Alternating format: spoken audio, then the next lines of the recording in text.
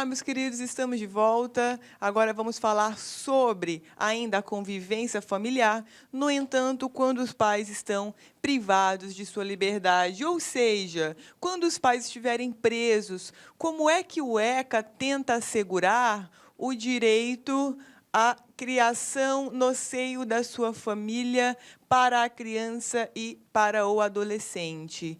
Isso está lá no parágrafo 4º. Então, veja, a convivência da criança e do adolescente com o pai ou a mãe presos poderão exercer esse convívio através de visitas periódicas promovidas pelo responsável, ou seja, aquela pessoa que está cuidando daquela criança ou daquele adolescente, em razão justamente da prisão e, veja, independentemente de autorização judicial. Então, se eu tenho uma criança ou adolescente institucionalizado em um acolhimento, ou se eles estão na família extensa, por exemplo, a eles deverão ser assegurados essas visitas periódicas no estabelecimento prisional, ok? Agora, com relação ainda a questões de prisão, de crimes, nós temos algumas regras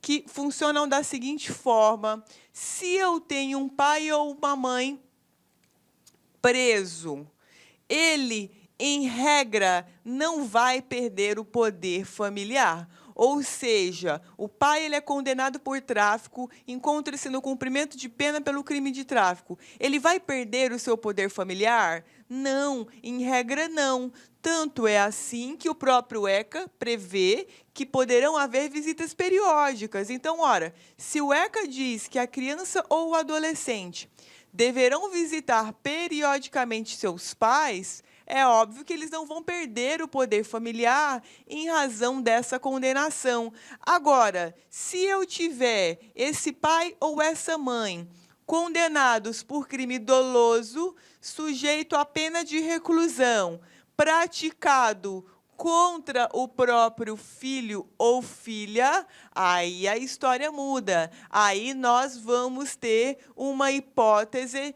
de perda do poder familiar. Então, veja, em regra, pai ou mãe preso ou condenados não perdem o poder familiar. Exceção, caso esse pai ou essa mãe tenham praticado crime doloso, punido com pena de reclusão contra o seu respectivo filho, ok? Exemplo, professora, estupro praticado pelo pai em face da filha seria um caso de perda do poder familiar, tá? Isso está lá no artigo 23, no seu parágrafo 2º. A condenação criminal do pai ou da mãe não implicará a destituição do poder familiar.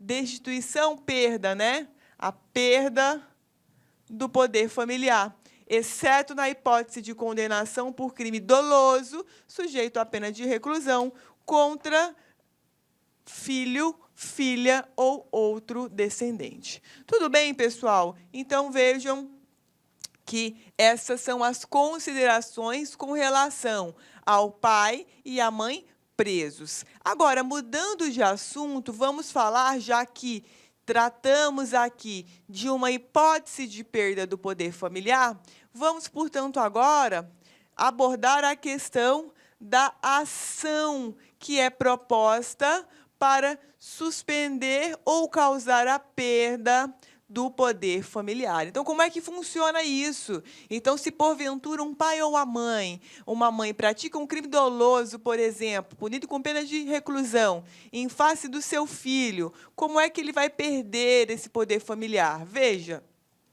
essa ação ela é proposta pelo próprio Ministério Público ou também por qualquer pessoa que tenha interesse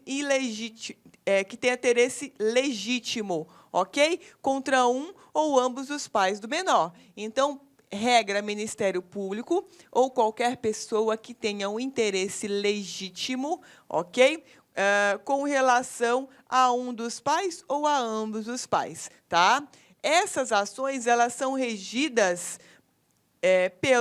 próprio ECA, do 155 ao 163, que depois a gente vai falar sobre eles, perfeito? Agora, em alguns detalhes dentro desse procedimento, e eu sei que isso geralmente não cai na sua prova, na sua carreira, mas só a título de curiosidade, algumas regras, o ECA ele é insuficiente para poder regulamentar a mecânica dessa ação de perda ou suspensão do poder familiar. Então, nessa hipótese, nós vamos aplicar de forma subsidiária o CPC, ok? Lá no artigo 152, perfeito? Quem é que julga essa ação de suspensão ou perda do poder familiar? Bem, se o menor estiver em situação de risco, ou seja, com seus direitos fundamentais violados ou ameaçados, a vara competente é a vara especializada da infância e da juventude. Agora, se ele não tiver em situação de risco, essa ação será proposta em uma das varas especializadas de família, ok? Agora, dentro desse contexto da ação de perda ou suspensão do poder familiar, existem alguns mecanismos que o magistrado ele vai se utilizar para ter certeza de que realmente é uma hipótese de suspensão desse poder familiar ou que é uma hipótese de perda do poder familiar. E um deles, talvez o mais importante, é a realização de um estudo psicossocial ou uma perícia com relação à situação na qual essa criança ou esse adolescente se encontrem com relação ao pai ou à sua mãe ou aos dois, perfeito? Está lá no 157, parágrafo 1º. Recebida a petição inicial, a autoridade judiciária determinará, juntamente com o despacho de citação, e ainda que o interessado não tenha pedido, a realização de estudo social ou perícia por equipe interprofissional ou multidisciplinar para comprovar a presença de uma das causas de suspensão ou destituição do poder familiar.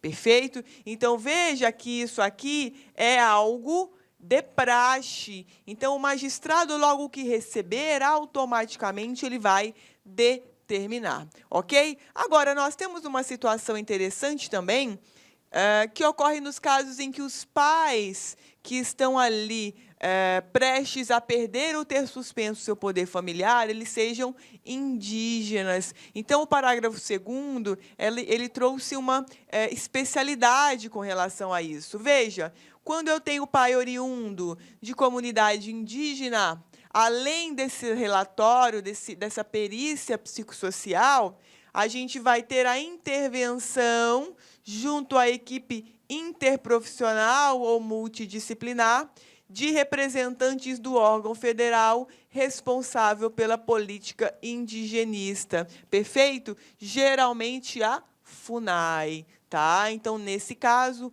pode acontecer de um indígena ter a perda ou suspensão do seu poder familiar?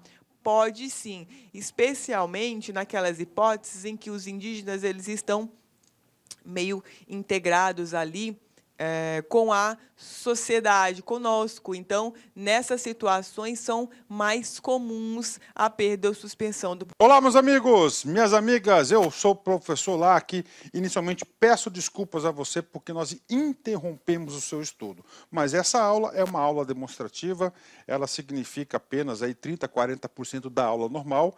É simplesmente uma degustação do que você agora espera você aqui no nosso curso da La Concurso.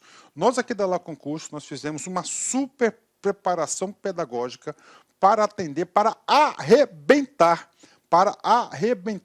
para que todos os nossos alunos que cumprem as nossas orientações pedagógicas atinjam aí, pelo menos aí, fique na lista de classificados da SEDUC, pode ter certeza disso.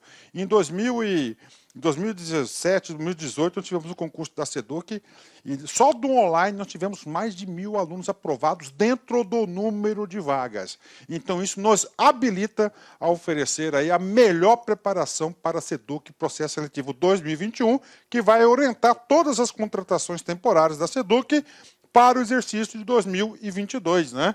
E lá nós temos o curso, atenção, técnico administrativo 10 de 20, temos o curso de professor, exceto as disciplinas específicas de acordo com o cargo, 10 de 20, e nós temos também para o apoio administrativo 10 de 12.